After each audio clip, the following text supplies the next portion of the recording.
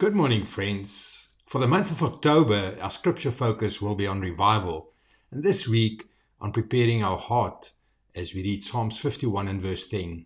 Create in me a clean heart, O God, and renew a steadfast spirit within me. Please pray with me.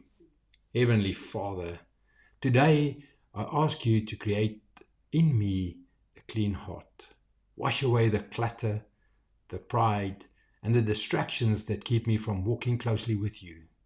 Lord, renew a steadfast spirit within me.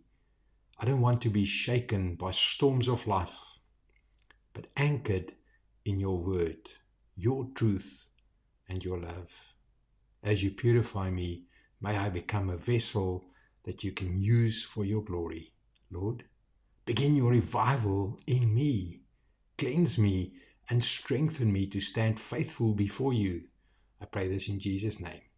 Amen.